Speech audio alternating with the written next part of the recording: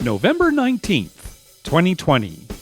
From El Cajon in San Diego, California, this is episode 221 of You Can Bet on That. Hi, everybody. Welcome to You Can Bet on That, a podcast for the recreational gambler. My name is Mark Duvall, and sitting safely at his home is Dr. Mike. Hello. Now, we're being a little extra cautious this episode. Mike, you weren't feeling too well earlier in the week. Yeah, I had a little bit of a fever actually for a day, and it got a little high, but then it went away. So I don't know, maybe just the flu. Yeah, and no other real kind of typical COVID symptoms. Your breathing was okay? No, I didn't have any typical COVID symptoms. Mostly just a little temperature, and I felt a little achy like you would with the flu. But then it went away, and I'm fine. Right, everybody in your family's okay? Yeah, nobody else was sick. So good. Listeners who follow us on Twitter probably saw your dad winning a nice little like 300 plus jackpot on a slot machine on his 94th birthday.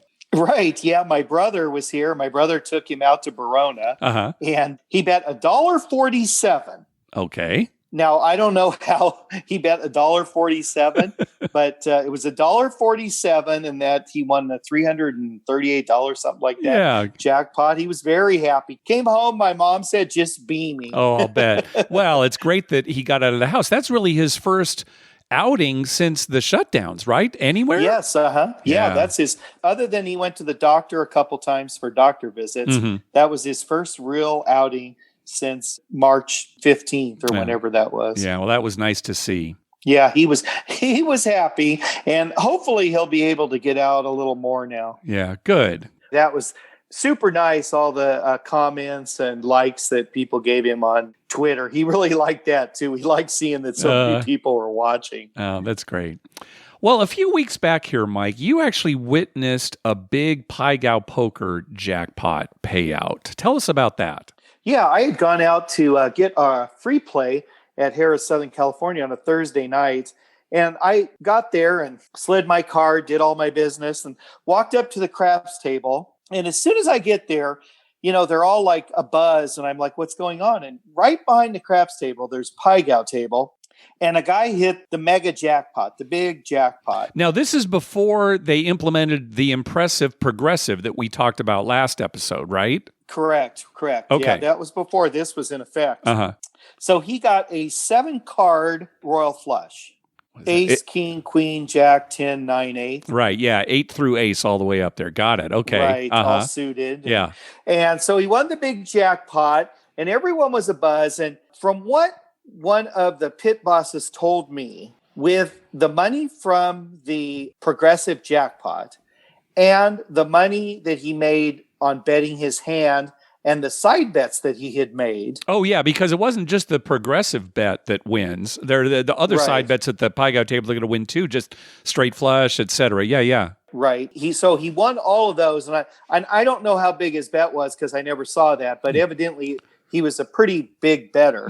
And all in all, it totaled about $1.2 million. $1.2 million. Oh my gosh. $1.2 million. I guess I'd forgotten part of the story. I thought it was like, 150,000. Oh, no. $1.2 million. Wow. The progressive paid $900,000. Oh my gosh. And then everything else, it was like $1.2 million. Yeah. So he had made a bet for the dealers, which won $25,000. Nice. And then I heard he tipped them another $25,000. So they got a $50,000 tip, which is good for their week. Yeah, really. And then here's the surprising thing. So he wins all this, and then he asks for cash. Oh my gosh. He didn't want a check. And I guess he took about 3/4 of it in cash, and he took the rest in chips. Okay. This is after they took taxes out, I assume? I don't know. I assume. Yeah, right. But all I know is I sat there and watched as they brought out this big old stacks of $100 bills, wrapped up like $10,000 in a bundle, and, laid it out on the table and counted it up and gave him. And he took his money and carried it out to the car. Oh my gosh. The casino must have hated that. I would imagine that if somebody asks for cash for that amount of money, they're probably sweating. I mean, they had it on hand, so, that's good, right? But, oh my gosh. Yeah, they have it. I assume, though, for them, it's like, oh, great, because they probably have to call the bank and the next day get more cash. Yeah. I don't know how that works. Now, if this had been like a casino in Nevada, by law, they have to have the cash on hand, to cover something like that. But who knows with a tribal casino like this? I'm sure there are certain laws that are also in effect. But again, it's not exactly the same. Well, I can almost guarantee you, Mark, that if that had been me and I asked for cash, they would have just brought an IOU out. I would have got some piece of paper that said, we owe you blah, blah, blah, whenever we get it. That's right. Or they'd say, I'll tell you what, Dr. Mike, we'll give you it all in cash after we deduct how much you owe us. Yeah, right. Well, here's another funny part of the story. Okay. Evidently, the guy came in to play craps. Okay. And there were 2 craps tables open, 2 live tables. Right. He went up and they were both full. So he had asked the pit to hold him a seat. And they said, okay, well, when one comes available. In the meantime, he walks over to play Pie Gal. Wow. And then hits this, 1.2 million. You want to talk about luck? Yeah, I mean, if there's one seat open, he takes it. Yeah, and then he doesn't win the Pie Gal jackpot. Yeah, and maybe nobody does, right? Right. The cards come out different. And, oh my gosh. So that was the big buzz of the night. Well, it must have been something seeing all that cash. Oh, yeah, just big stacks of cash. Yeah. I can't understand for the life of me why he would want cash. Yeah, no kidding. And then he got a bunch in chips, too, like $1,000 chips they gave him. Okay. So, but then he left. So what, he took the chips home and was going to come back later? I don't know. He wasn't a regular. Nobody seemed to know him. Most of the players, they're like, well, which guy is it? They didn't know him. And he's wearing a mask. People kept asking me, well, how old was he? And I'm like, I don't know. He had a mask on. He could have been anywhere from 30 to 60. I don't know. Yeah. The only thing that would make that story better is if he took all the cash, had it all there, and he said, hang on a second, I'm going to go put this in my car. And then came back in. And then came back in and played. I'm ready to play again. Oh, God. I mean, who wants that much cash in their house? Kidding. Gosh. I mean, that's kind of scary, actually. Yeah. Well. I don't know. Anyway, it was quite the buzz in the casino. I'll bet. Well, just the dealers, how much was dropped for them? Gosh. Right. Yeah. Oh, that made their week, I'm sure. I would have liked to just ask for cash and then seen it all and say, give me a check. It's too much money. Now that I see it, yeah. Go to the cashier. Can I just get a check for this? Yeah, you take it up there. Can you count it? Right. Oh, gosh. You see everything in a casino. Yeah, I mean, just when I think I've seen it all, something else happens. Nice. Well, we got a question from listener Scott, who is considering bringing his teenage daughters along for a trip to Las Vegas in December, kind of like a shopping trip. And he was actually asking you specifically, Dr. Mike, what you do when you take your girls to Las Vegas. What do they like to do? What's something interesting that they can do? Now, your girls are teenagers now, and I believe Scott's are too. But you've been taking them to Vegas since they were little, right? Right. Yeah. Oh, yeah. The first time they went, they were 8-10 years old. Okay. Something like that. So tell us what you did to keep them entertained at that age, and then what you do now when you take them as teenagers, things for them to do in Las Vegas. Well, the first thing I'm going to say is I probably have the best, most understanding wife in the world. Okay. Because when they were little, there were a lot of times where, there were no times we left them alone. Well, no, of course not. So, right. And so there were a lot of times when I'd be down playing craps and my wife's up in the room with the girls. Right. When we weren't all together. So that was a little harder. Now that they're older, she can leave them in the room and come down and play with me and gamble and stuff or do whatever. Right. Or they can actually go and do other things, not casino related, right? They can go to the mall, they can go eat, that kind of thing now. Right. Yeah, they can shop through the mall by themselves and stuff. They're high school age. So it's a little different now. But when they were kids, she would spend a lot of time with them in the room. And they enjoyed stuff when they were younger, like the pool. Sure. So when we were there in the hot months, they spent a lot of time out at the pool. And then, they'd go shopping through the mall, and they like to go in and out of the stores and see the stuff. And they liked things like the volcano, right. or the water show Mhm. or stuff like that. Mhm. Now that they're older, they still actually enjoy the pool when it's warm. Mhm. But like in December, the pool's probably closed. Yeah. But they do like going out to the restaurants, and we have gone to shows. Oh, okay. Like Circa Soleil type shows. Oh, right. Shows like that are sort of age appropriate. Yeah. Right. Yeah. They like the Cirque du Soleil and stuff like that. But now that's another problem now with COVID. There's no shows, Right. and your choice of restaurants is not a lot. Yeah. So, that may limit a little bit of that. But there's still the mall. Did you ever take them to like the amusement park at Circus or anything like that?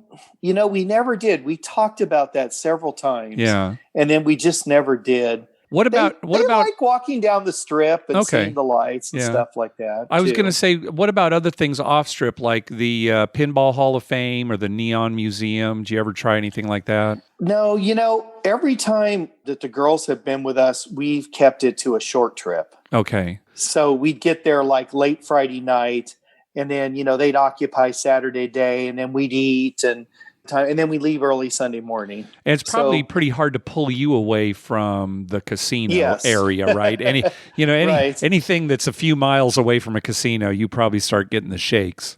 They quite honestly, they like to sit in the room and they watch movies and stuff like that. Even when they were little, we'd get a movie, a Disney type movie, and they'd watch a movie, and they were happy with that. Did you ever get room service or something? Oh yeah. I was just going to say, that's one of the things they really enjoy is like room service and getting stuff and eating it in the room. Okay. Yeah.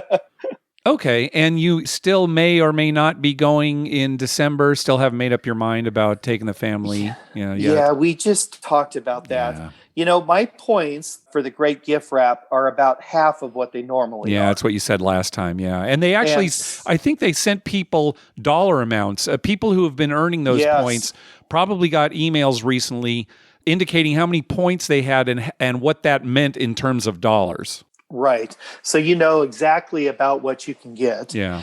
We almost convinced ourselves we weren't going to go. Mm-hmm. And then we kind of thought, well, maybe we're going to go because, to be quite honest, my girls wanted to get iPhone watches. Oh, the Apple Watches. Yeah. The Apple Watches. Yeah. And I thought, well, we could go and get them Apple Watches. And I kind of need a new phone. My phone is really acting up a lot lately. So I kind of wanted to do that. So then we kind of talked to ourselves and, okay, we're going to go and get new electronic stuff. Yeah. And now I don't know. We're so on the fence. Yeah. It's almost like it's going to be a last minute thing. One nice thing is, as far as the shopping goes, you do not have to go and shop. You can pre-arrange everything and actually put it in like a cart on the computer. And then you just go to the checkout immediately and check out. Oh, well, that makes sense. They're trying to reduce the crowds and what have you. They're trying to reduce the crowds, yeah. Now, I saw that and I got excited because I thought, oh, great, can I do this from home? You're missing the point of the great gift wrap-up, Dr. Mike. Right, which would kind of make going there, a moot point. Yeah. But no, you have to go to check out at the event. Right. Yeah. But you actually don't have to go in and shop or do any of that. Right, you can have everything all ready, so it could be quick and easy, which for me means more time at the table. Yeah, exactly. So the casino's happy with that too. Yeah, the casino likes that. And I was thinking to myself, well, maybe I'll just go.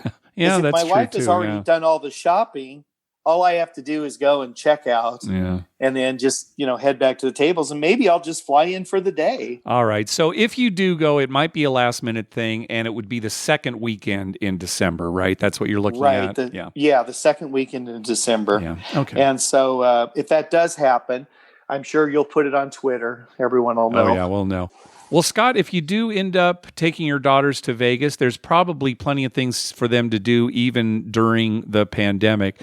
So good luck to you, and have a good trip. Hey, thanks to everyone who's been clicking through our Amazon link. Remember, whenever you're going to buy something through Amazon, please go to our page first, youcanbetonthat.com, and click through our Amazon link towards the top of the page. All right, let's move on to some voicemails. First up is Big Al. Hi, guys. Big Al from Ontario, Canada. Just want to give some of your listeners a little heads up there. Belong to one of the bigger poker sites and playing with the closest thing. I've been playing a lot of poker online. About a month ago, my account was hacked, and somebody went in there, and they were withdrawing funds from my account. So fortunately, I didn't have a lot of money in there, but I just want to give everybody a heads up to keep your account low just in case it happens to you and you get hacked like I did. And I got to say that the outfit that runs the poker site is not very helpful, and it's been a month now and they're still jerking me around. And just a heads up, and hey, I enjoy your show. Keep up the good work, and talk to you later. Bye now. Yeah, good advice. Don't use your online poker account as a bank. Don't keep more money on there than you need to play with. Yeah, you probably never want to get too much in there, right? Right. Make withdrawals when you can. Rather, obviously if you need the money to play, then fine. But if you're just playing 1 penny, 2 penny, no limit hold'em, and you've got $50,000 on your account, well, maybe withdraw some. Speaking of that, Mark, a good friend of you and I who lives up in the LA area who has a sports betting account with my bookie. Uh-huh. He was wondering, what are the odds that he can ever get his money out, withdraw money? Because he hasn't withdrawn any money. So he put some in. He's been winning. He has some money in there. If he wanted to get it out, he asked me, what do you think the chances are I can get it out? Well, and I thought pretty good, right? Certainly with something like my bookie, which is a known entity. Maybe some of these other ones that are, the names, they're not quite as big names, might be a little iffy or shady or whatever. But I think my bookie has a pretty good reputation. So I'd say he'd have no trouble, especially if you're not talking about, really big sums of money. Right. See, that's what I thought. I thought, well, if you're talking about millions, then, maybe that's a little different. Right. You're talking about hundreds of dollars. I think you probably don't have a problem. Oh, yeah. I'd say that's no problem. We've never actually tested that ourselves because our sports betting has been so bad, we've never been able to make a withdrawal. We usually make it last quite a while, and then we have to add to it. Right, that's right. We actually have done pretty good since sports started up again after the shutdown. We've been holding our own. But I'll tell you, Mike, college basketball starts next week, and the money is going to go fast. So we're going to have to make another deposit here soon. Just trust me. The Aztecs, San Diego State Aztecs, came out with their schedule. Did you see that? No, I haven't seen it. Came out today. They're going to play a 20-game schedule. Okay. Now, this is interesting, where they play just in their conference, and they have 10 home games and 10 away games. Right. Well, that would make sense. 20 games, 10 home, 10 away. 10 away. Yeah. Okay, but each team that they play, so let's say we're playing New Mexico. Okay. Well, we go to New Mexico and we play them 2 games there. Okay. In New Mexico. Mm-hmm. And we play those 2 games over like a 3-day period. Oh, I see what you're saying. Uh-huh. So they go there, they play a game, they have a day off or 2 days off or whatever, and then they play another game. Okay. And then they fly back home. Ah. So this limits their flying, and it also limits the amount of people that they come in contact with and stuff. Right. I thought that was a pretty unique way to get around COVID. Yeah, not bad, not bad. To deal with that, right? And it's good for us viewers because it's like, Tuesday night I watch an Aztec game, and then Thursday night I watch an Aztec game. Yeah, right? Probably should be around the same time if they've scheduled it that way, same channel. Right. And then maybe they come home Friday, and then maybe Saturday and Monday they have a game at home against somebody else. Yeah. So, you get to see that same team 2 times real quick. That's kind of nice too. I like that. Yeah. Well, definitely looking forward to college basketball and to March Madness, which I have a feeling is going to happen in some form. They said they're going to have it, and it's all going to be in one city. Okay. So the whole tournament is going to be like the NBA finals were. Okay. Just all in one city. Right. And, you just stay there until you lose, then you go home. I guess. That's good. All right. Next up is Cody. Hey guys, Cody from Alabama with a trip report from Tunica. So went the Thursday after Veterans Day. I'm a groomsman in a wedding this upcoming weekend, and we wanted to get away for a day or 2 before the wedding. And with COVID going on, there's not a whole lot of places you can go that are open and ready for business, but we thought we could get away for a day. So we went over, got there, we stayed at the Horseshoe. The report we have is just kind of an update of some of the protocols and the way that the table games have changed some during COVID. I went back in May when the casinos first reopened, and they were kind of operating similar to how the table limits and things like that. The only difference was, of course, like the mask mandates and all that kind of stuff. But it was a lot different when I went in last night. I mean, there's obviously mask mandates, no temperature checks or anything like that, like I've experienced in some other places that I've been. They did allow, seemed like the tables were full for the most part. They would wipe them down and sanitize them, but the tables were full. The biggest thing that I saw was that the table limits had increased dramatically over what they normally are. I've been going to Tunica since I turned 21 13 years ago, and I've never seen a $100 craps table on the main floor, and I saw that last night. Saw a $25 table, and the only time that I usually see that is on the weekends, maybe one table of $25. But the table limits were dramatically increased, which is really weird. On the $100 table, the entire night, I think I may have seen 2 guys play on there. So it really didn't make sense to me why you have a full staff working a game where there's only 2 people playing, and most of the night the table is empty. They do have a shoot to win craps game, which, limits there's only 1 employee working that game, and it was a $10 minimum table. So I understand the purpose of putting that thing in, but I was just going to kind of give the update that it seems like the limits in Tunica have gone up a good bit at both the Gold Strike and the Horseshoe. It's really, really tough in either one of those 2 places to find a basic blackjack game for less than $25 now. All the $10, $5 tables have all the side bets and progressive jackpots and all these bonus games that people seem to play, so it becomes really tough to play just a normal game. But anyway, enjoy the show, and y'all have a great day. So not a surprise that the limits are higher. We're hearing about that from casinos all over the country. One thing, though, that is surprising is Cody said that the tables were crowded, that there wasn't the social distancing that you were seeing at other casinos. So I'm assuming that means they don't have like the 3-player limit at blackjack and that kind of thing. And then on top of that, to still have the higher limits, that's a shame. Yeah, that sounds like a little gouging, right? Yeah. But again, if they're getting people in there, and he was even talking about how the $100 table, there weren't many people there over the course of the night. But, a high limit table like that, 1 player, maybe for an hour, can make the same amount of money as, say, a $10 craps table for 6 hours. It just depending on how people are betting. So. Yeah, I think one thing that people forget about, they wonder, well, how can they have a table with $100? There's only 2 people on it. Well, if both those people are betting $100 on the line and taking odds and then placing all the numbers, that's way more money than a completely crowded $10 table would be. Right. And especially if they're throwing in prop bets as well, hard ways and that kind of thing. They're probably not doing it for $1, right? They're throwing it, they're starting it like, give me a $50 hard 8, that kind of thing. So. Right. And so that table is generating more money than the $10 table could even hope to, I think. Yeah. So, that's why they can have a full crew with 2 people. Yeah. What's sad is that they're not social distancing. Yeah.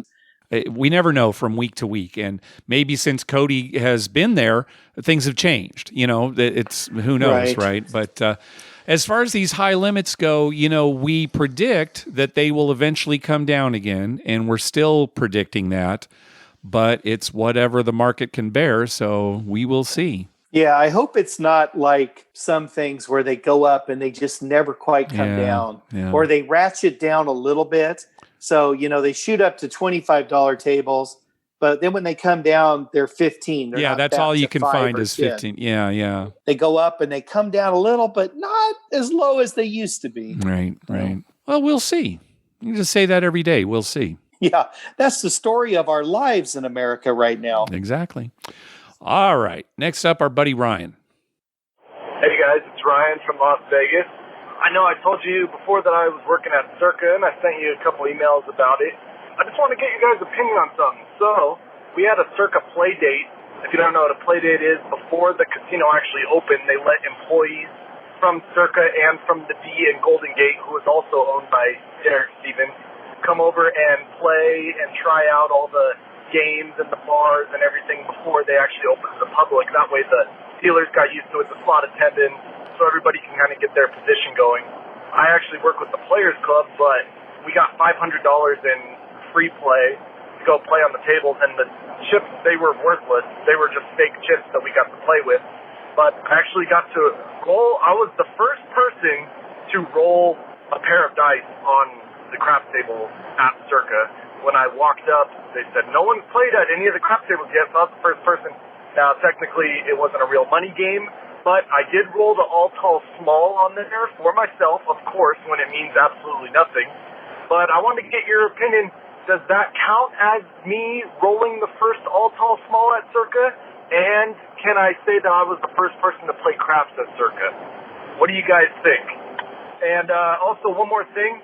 At Saginaw's, that 99-cent shrimp cocktail, I know they said you can get it from 3 to 5 a.m. with the perks of a sandwich, or 99 cents if you mention you can bet on that, but also you can get it from 3 to 5 a.m. with the perks of a sandwich no matter what. But you should mention you can bet on that just because it's nice of us to do. All right, guys, I hope you're having a good time. Stay safe there. Yeah, we knew that. On the last episode, Mr. Lucky said he talked to Derek Stevens, and Derek said, oh, yeah, mention you can bet on that between 3 a.m. and 5 a.m. And when you order an entree, you get the shrimp cocktail for 99 cents. You can say whatever you want. Oh, you know, this bud's for you. Oh, you get the shrimp cocktail for 99 cents. Well, as far as whether it counts or not, Ryan, most definitely, I'd say 100% it counts. No way. I am completely in disagreement with you, Dr. Mike. It does not count. Oh, it counts, Mark. You're on a table. I don't care. It'd be just like, does it count because the guy only bet the minimum? It counts no matter what, whether it's real money or fake money. No, there's no money. The casino wasn't open to the public. No, doesn't count. I'm giving it to Ryan. In my mind, it counts. He has the first all tall, all small winner in Circa history. Because, they told him nobody had rolled dice on the table before, but how do you know? You don't know. It's got to be official. It's got to be after the opening. It can't be before the opening. It has to be after a soft opening or something. I say no. We're in disagreement on this one, Dr. Mike. I'll probably walk into Circa. I'll walk up to a craps table. There'll be people playing. There'll be money on there. The dice will come to me, and the guy says, you're the first person to ever shoot craps at this table. Good luck. Either that or there'll be a little plaque on the table. This is where Ryan, the first person to ever roll the dice on this table, hit the all, small, tall. Yeah, we should say that. If there's a plaque, you're the first. Okay, if there's a plaque, Ryan, then yes. That's I'll go along with that if I see a plaque. Hey, in his mind, he's always the first. All right, that's fine. Think whatever you want, right. Ryan. Don't ask us. What do we know? No, I'm with him. I think he's the first. The first is the first. Doesn't matter if it was real money or no money. If we do see Derek Stevens in the future, let's ask him. Uh-huh. We'll there you go. Yeah, well, yeah. Yeah, he'll say, if you mentioned you can bet on that, you were the first. All right. Last call. Hey, guys. This is Joseph from Grand Prairie, Texas, just outside of Dallas. I have a bit of a trip report question kind of thing going on. After 2 canceled trips to Vegas, my wife and I finally broke down and said we're going to make a weekend trip out there, so we did. Stayed at the Plaza. We had planned on spending a little time on the Strip, but when we got there was a shooting at Circa, so we just stayed downtown. Visited everywhere, downtown, Plaza, Four Queens. Went and checked out Circa. Of course, it was real busy when we were there on a Sunday, on a game day, and it was just crazy. I'm a video poker guy, so there wasn't a whole lot of video poker for me. If there was, I missed it. But it was nice. One thing I was going to ask, if you guys had done a episode on sports gaming, I didn't know if you guys would go over that or a little crash course in sports gaming, the terms and stuff like that for, I'm not real big into that, but I thought it might be interesting to hear. Maybe I would try it. I know you guys talk a lot about it. But anyway, that's it. Did okay downtown. Won about $1,000, lost about $6,000. Left Vegas with a little bit of cash, and the money that I brought didn't even touch it. Everything I lost was winning, so it was cool. Anyway, enjoy the podcast. Thanks for the entertainment and the info. Take it easy. Okay, yeah, sure. Let's go over some sports betting. Let's just preface this by saying this is really sports betting 101. So this is for people who have maybe never made a sports bet or just unfamiliar with the terms and that kind of thing. So people may be approaching it for the first time. 3 of the most basic bets in sports betting are the money line, the point spread, and totals. Sometimes you hear totals referred to as over-under. Those are the 3 of the more basic bets. Now, the money line is a wager where you're betting on either the underdog or the favorite. And if you bet on the favorite, you have to bet a little bit more to win less. And if you're betting the underdog, you bet a little less to win more. And let's talk about some examples. American odds for sports betting are in terms of $100. Think of it that way, $100. So you may see a line on say a baseball game where the favorite is listed at minus 160 and the underdog is listed at plus 140. What that means is if you want to bet on the favorite, you have to wager $160 to win 100. So in other words, you bet the favorite, you bet $160. If the favorite wins, you get your $160 back plus $100 in winnings. And again, it doesn't have to be $160. It could be, say, $16 to win 10. But that's just the ratio. When you see minus 160, that's what that means. If you're going to bet the underdog, and in this example it says plus 140, you would bet $100 to win $140. So again, if you bet the underdog and the underdog won, you'd get your $100 back plus an additional $140 in winnings. And typically you'll see people betting the money line in sports like baseball and hockey. You can do it in all sports, but really money line, it's mostly in baseball and hockey. Right. So a team doesn't have to win by a certain amount. The score doesn't have to be a certain thing. It's just either win or lose. Right, exactly. Now, what Mike's kind of alluding to here is the point spread bet, where they say you're betting against the spread. And sometimes you'll see a spread listed as, say, the favorite is -6 and the underdog is +6. So what that means is that if you bet the favorite, they have to win by more than 6 points in order for you to win the bet. Otherwise, the bet on the underdog will win. Again, the underdog is +6, meaning that if they win outright or they lose by less than 6, the underdog in this case, the underdog bet wins. And if the score is separated by exactly 6 points, it's a push. Both bets would get their money back. Typically, when you're betting against the spread, you have to put up $110 to win 100, or say $11 to win 10. That's called juice. That extra amount there is called juice. That's how the sportsbook makes their money. So no matter what side you bet on, underdog favorite, +6, -6, you have to put up $110 to win 100. And then the last bet, the totals, you can bet that a final score, combined score of both teams will be under or over a certain amount set by the sportsbook.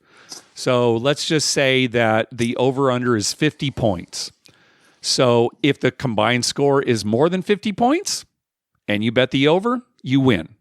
If it's less than 50 points and you bet the under, you win. And it's the same 110 to 100 ratio. You have to wager $110 to win 100. And again, if you win the bet, you get the $110 back plus the $100 in winnings. And those are the very basics of sports betting. I guess we should also mention that sometimes the point spread isn't an even number. Yeah. You in your example of 6, sometimes it could be 3.5. Mm-hmm. And so if you bet plus 3.5 and your team outright wins or loses by 3, then you win the bet because you're getting 3.5 points. Right. Yes. Same thing on the other side. If it's -3.5 if they win the game by 5, you win the bet. But if they win the game only by 3, you lose because you had to give the other team 3.5 points. Right. Anytime you see the halves there's no chance of a tie, right? There are no sporting events, at least in America, where you can score half a point. So sometimes you'll see lines at a half, which eliminates the possibility of your bet pushing. And that's fairly common. And also on point spread and totals, just to clarify a little, it's not always minus 110. That's true. Typically, it's minus 110, but sometimes you will see lines where if you bet one side, it'll be minus 115. If you bet the other side, it'll be minus 105. Books will adjust not only point spreads, but the actual juice on each side of the bet too. So again, whereas typically it's minus 110, take a look before you make the wager, because maybe it's minus 115, maybe it's minus 105, or even something else. Right. So you might have to pay a little more juice in some cases. And that's all determined by the sports book. Mm-hmm. And that does vary from sports book to sports book. Yeah, definitely shop around. It's easier now than ever before to shop around and get the best line for your sports wager. So, yeah. You can look up online and find out which one is the best place for you to bet. Yep. And there are so many other kinds of bets too, parlays and teasers and things like that. We've kind of talked about them in the past. We won't go into them right now. But those are the basics. And then if your question really is, hey, who should I be betting on? Or what strategy should I be using? Oh man, there's tons of stuff out there on the internet, including a lot of podcasts that are just devoted to sports wagering. So, go online and check that out. And one thing I've noticed, Mark, and I listen to a lot of radio shows, different things about sports betting. There's no one system that's perfect. Well, no. And you'll hear things like some guy will be saying, oh, they're a lock. They win this game easily by 10 points, blah, blah, blah. And then the game ends and they lost by 20. You definitely have to watch out for these sports touts, these guys who claim that they're winning 70% of their games against the spread, and they're saying this is the guarantee. Yeah, you got to watch out for that because there are a lot of cons out there, basically. Right. Even people who have information, even people who know things that, say, you and I might not know because they talk to players or people affiliated with teams and stuff, and they have a little bit of inside information, that doesn't always mean they're right. Yeah. Things happen in games. It's sports. So you got to take it with a grain of salt. Yeah. Now, there definitely are people who are consistent winners betting sports, but they're the minority, and you just have to watch out for the information that you're getting from all sides. And usually if the information is too good to be true, it's too good to be true. Yeah. All right. Well, that's going to do it for this episode. We want to thank some people for some recurring PayPal donations. Robin from Anytime Gambling, Justin, Nathan, Brian Dancer, and Brian and Sarah. Thank you so much for those donations. Yeah, by the way, Mark, I think we got to congratulate Robin from Anytime Gambling for an anniversary. Oh, yeah. He has 8 years ago today, as of our recording today, he started the website Anytime Gambling that covers the New England casino scene. So, yeah, congratulations, Robin. Hey, be sure to check out our TV listings showing all the gambling-related shows coming up within the next 2 weeks at youcanbetonthat.com/TV-listings. And our list of gambling-related movies at youcanbetonthat.com/movies. We'd love to hear from you. Call our voicemail hotline at 951-292-4377. That's 9512-WAGERS. 9512-WAGERS. Or you can email us at youcanbetonThat@gmail.com. You can also follow us on Twitter at youcanbetonThat and on Facebook at facebook.com/youcanbetonThat. Finally, please go to your favorite podcast app and write a review of the show.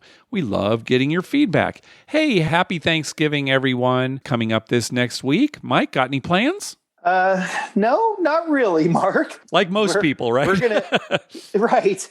It's funny. We're just going to stay home. Yeah. Not a very big get together at all. Yeah. So we're just going to take it kind of quiet. Yeah. I hope everyone's having a good Thanksgiving and counting our blessings. And I hope everyone is safe and healthy out there and getting through it. Yeah, definitely. Well, anything else before we sign off here, Mike?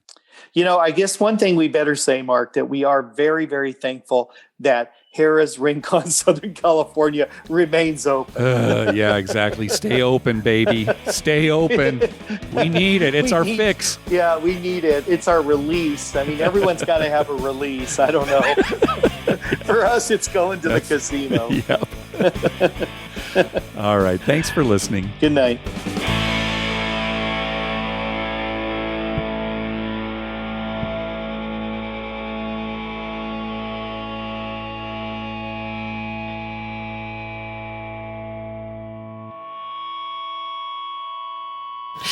Oh, sweet mother, I love you, Dr. Mike.